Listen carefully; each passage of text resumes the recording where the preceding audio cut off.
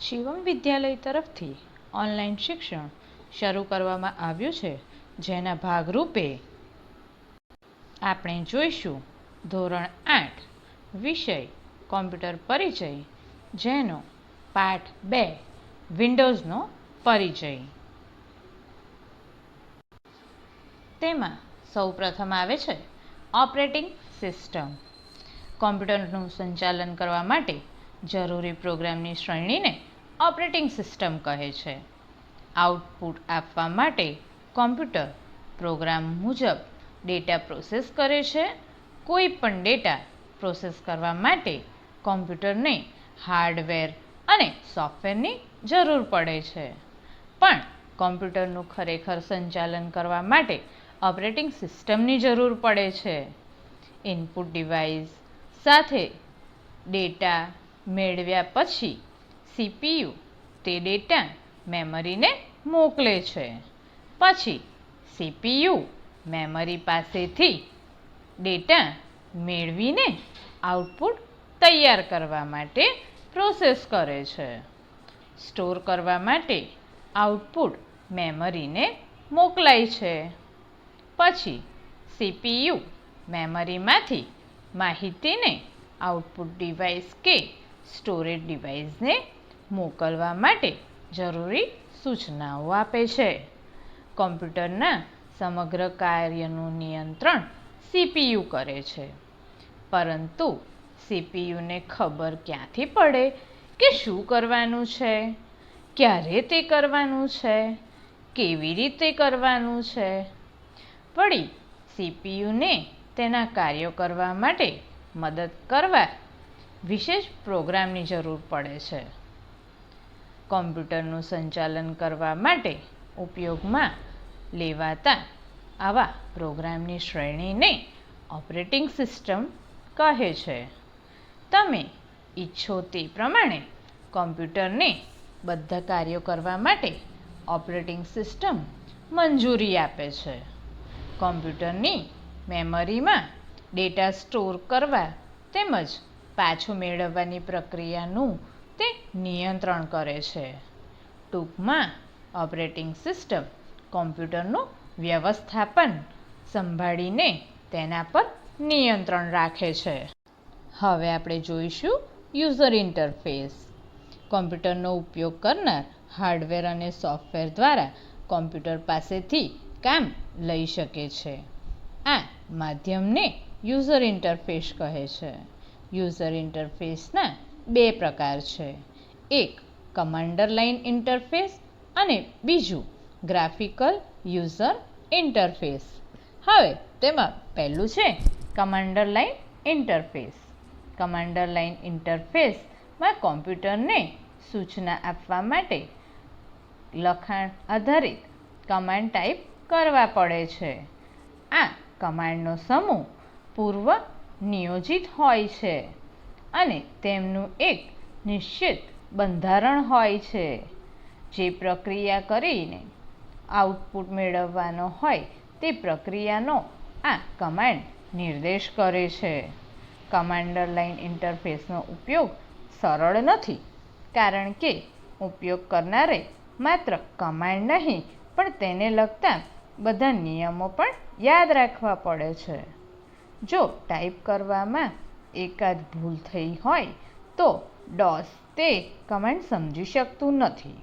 આથી તેને જે કામ કરવાનું કહ્યું હોય એ તેનાથી થઈ શકતું નથી. તેથી કમાન્ડર લાઇન ઇન્ટરફેસમાં તમારે ઘણી કાળજીપૂર્વક કમાન્ડ્સ લખવા પડે છે. હવે ગ્રાફિકલ યુઝર ઇન્ટરફેસ. આજકાલ મોટાભાગના કોમ્પ્યુટરમાં ગ્રાફિકલ યુઝર ઇન્ટરફેસ હોય છે. આ સિસ્ટમમાં સ્ક્રીન પર ચિત્રો કે ગ્રાફિક્સ પર માઉસ વડે ક્લિક કરીને કોમ્પ્યુટર સૂચનાઓ આપવાની હોય છે. આથી જીયુઆઈમાં એટલે કે ગ્રાફિકલ યુઝર ઇન્ટરફેસમાં કોમ્પ્યુટરનો ઉપયોગ કરવા માટે તમારે કોઈ કમાન્ડ યાદ રાખવા પડતા નથી. કોઈ પણ કામ કરવા માટે તમારે પસંદગીના ટૂલ્સ કે કમાન્ડ અથવા તેને સંબંધિત બટન કે સ્ક્રીન પર આઇકન પર માત્ર ક્લિક કરવાનું રહે છે. વિન્ડોઝ ઓપરેટિંગ સિસ્ટમ એ ખૂબ પ્રચલિત ગ્રાફિકલ યુઝર ઇન્ટરફેસ છે. હવે જોઈશું ડેસ્કટોપ. કોમ્પ્યુટરની સ્વિચ ચાલુ કરો અને વિન્ડોઝ ચાલુ થવા માટે થોડી સેકન્ડ રાહ જુઓ.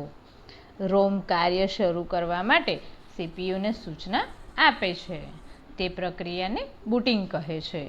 તમે વિન્ડોઝનો મુખ્ય સ્ક્રીન જોશો. તેને ડેસ્કટોપ કહેવાય છે. ડેસ્કટોપ કંઈક આ પ્રકારનું જોઈ શકાય છે.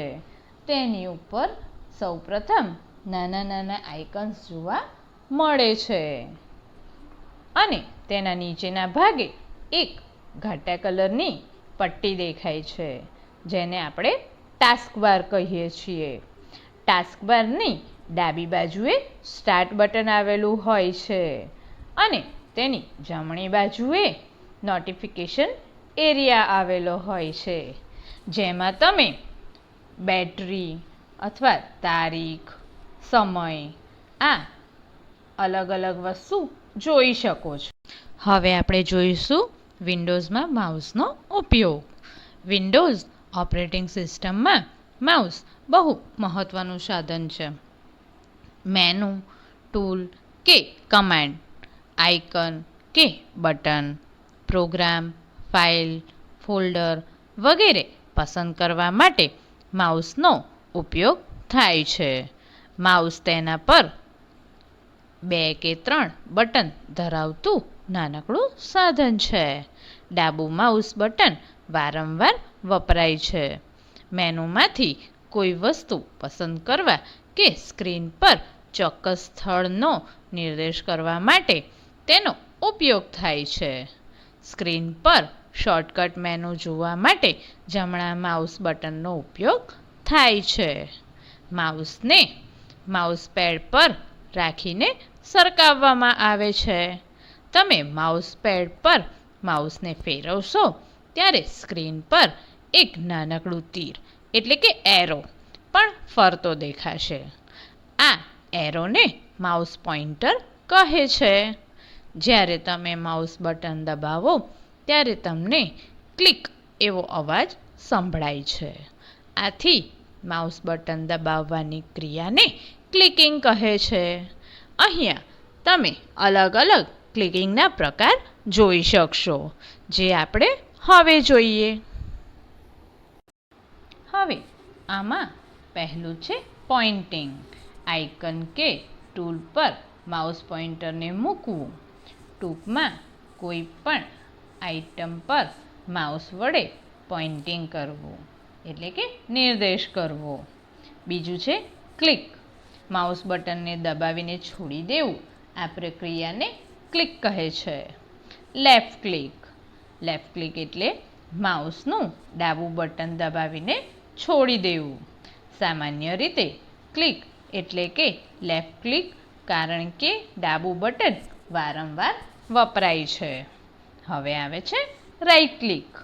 માઉસનું જમણું બટન દબાવીને છોડી દેવું.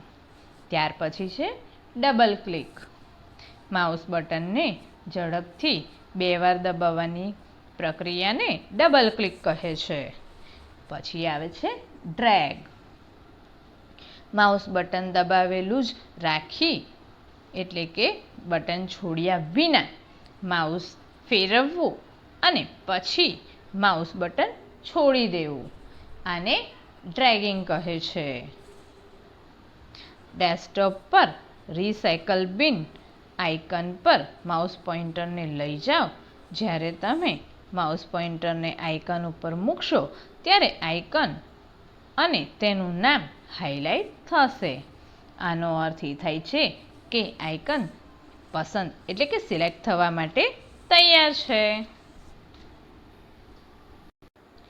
અને તેની ઉપર ક્લિક કરીને તમે એ રિસાયકલ બિન સિલેક્ટ કરી શકો છો. આમ કોમ્પ્યુટર શરૂ કરતાં પહેલાં એટલે કે કોમ્પ્યુટરમાં કંઈ પણ કામ કરવું હોય તે પહેલાં આ દરેક વસ્તુનું ધ્યાન રાખવું પડે છે. હવે આપણે જોઈશું કે કોમ્પ્યુટરમાં કામ કેવી રીતે કરાય છે.